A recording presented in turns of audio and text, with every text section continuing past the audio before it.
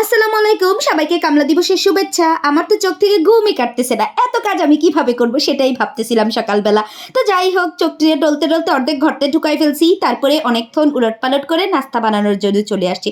সবার আগে আপনাদের ভালোবাসা দিয়ে দিলাম, তারপরে রুটি বানালাম, ডিম পোস্ট করলাম, আর সঙ্গে চা তো বানিয়েছিলামই। তারপরে একটু নিচে গিয়েছিলাম সবজি আনার জন্য।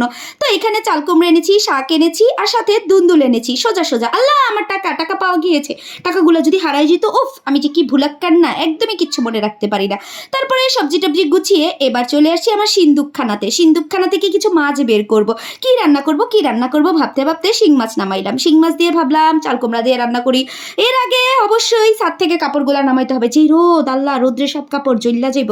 আমি জ্বলে যাই, কোনো সমস্যা নেই, কাপড়কে জ্বলতে দেয়া যাবে না। তো যাই হোক, আমি জ্বলে পুড়ে রোদ্রে ঝাড়খার হয়ে কাপড়গুলা ছাদ থেকে নামাই নিয়ে আসলাম। ওফ, আমার জিন্দিগিটা তামাম হয়ে গেল। আল্লাহ গো কি গরম। এবার শাকগুলা বাইছা নেই, কাজ তো শেষ হয় না। আল্লাহ, কাজ করতে করতে আমার মাথার ঘাম পায়ে চলে আসে, আর খিদায় পেটটা চুচু করতেছে। তো এখন আমি কি খাই করতে করতে ভাবলাম যে কফি বানাই নেই আগে। তো ফার্স্টে কফি বানাইলাম, এরপর ফ্রিজটা খুলে দেখলাম কি আছে। তো ভাবলাম যে রুটির বক্সটা নামে একটা রুটি ভাইজা খাই। কিন্তু আমার নসিব এতটাই খারাপ, যদি থাকে নসিবে চলে আসবে আপনি আপনি, ওই যে একটা কথা আছে না। তো যাই হোক, কি জানি কথাটা। তো দেখলাম ড্রাই ফ্রুটস আছে, আরে একটা আলু বাখরা খাইয়া নেই, খাইয়া দে একটু খিদাটারে কমাই নেই। আল্লাহ, আমার কাজু বাদাম কে খাইছে? এত দামের কাজু বাদাম রে সব খাইয়া শেষ করে আলায়, অসভ্য পোলাপান গোলা। তো যাই হোক, একটু কফি বানাই নিলাম, কফিটারে খাইলাম, খাইয়া দাইয়া এর মাঝখানে মনে পড়লাম খাই নাই আসলে, এখন খাইতে বসছি। এরপর একটা রুটি নিছি, আল্লাহ রে রুটিটা গেছে পুইরা ছাই একদম। তারপরে কি একটা বিস্কিটই খাইলাম। এই অর্ধচাঁদ রুটিটা, পোড়া পোড়া রুটিটা কোনোভাবেই খাওয়া যাবে না।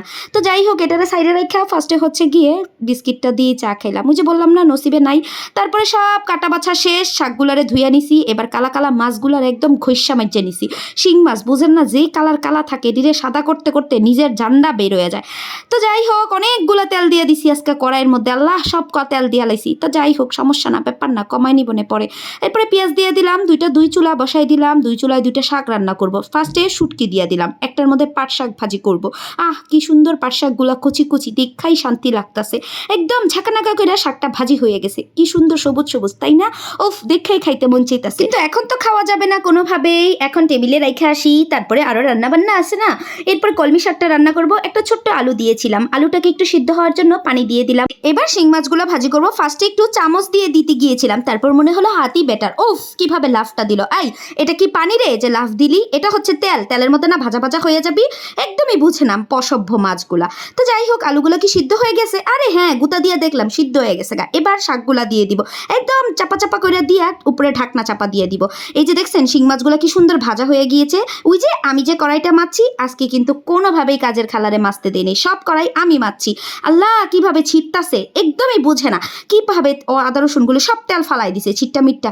এরপরে কি একটু মাছগুলারে ভুনা করব, বুঝেন নাই? আজকে শিং মাছ একদম আলু টমেটো দিয়ে, আলু নাই, আলু কই পাইলাম, আচ্ছা পেঁয়াজ আর টমেটো দিয়ে ভুনা করলাম। কি যে বলি না আমি, কথা বলতে আসলে একদমই মুখে কথা আটকাইতে চায় না। তারপরে চালও ধুয়ে নিলাম ভাত রান্না করার জন্য। শাক ভাজি একদম হয়ে গিয়েছে। শুটকি দিয়ে শাকটা টেবিলে রেখে আসি, এটা দেখতে অনেক মজা হয়েছে, এটা দিয়ে এক থালা ভাত খেয়ে ফেলা যাবে। শিং মাছও হয়ে গিয়েছে। আজকে একদম মাখা মাখা রান্না করব না, একটু ঝোল ঝোল রান্না করব। শিং মাছ টমেটো দিয়ে ভুনা করলে একটু ঝোলঝোলি করতে ভালো লাগে। আল্লাহ, এতগুলি কাজ করে আইছি, একটু শান্তি নাই, আবার এতটি কাজ করান লাগতাছে। কতগুলি কাজ কইরা কামলা দিয়ে এবার দুইটা ভাত খাইতে বইছি। ভাত খাইতে বইয়া আল্লাহ গো আল্লাহ, প্রথমে শাকটা দিয়া খাইতে নিছিলাম, মুখে দেওয়া মাত্র আল্লাহ মুখটা পুরা জহর হয়ে গেছে গা। মনে হইতেছে গিয়া করলার চেনে তিতা কিছু মুখে দিছি। তারপর মনে হলো কলমি শাক দিয়ে খাই। দূর যা, তুই একটুও মজা না, আজকে পাট শাকটি একটুও ভালো না, একদম তিতা জহর। কে জানতো এই মামাই যে আমার এমন তিতা পাট শাক দিয়ে দিব, একদমই খাওয়া যাবে না। এই তোমাকে আমি খাবো না খাবো না খাবো না। এরপর কি শুধু কলমি শাক দিয়ে ভাত খাইলাম 2 লোকমা, বাকি ভাতগুলো রেখে দিছি। আজকের মতো টাটা, বাই বাই।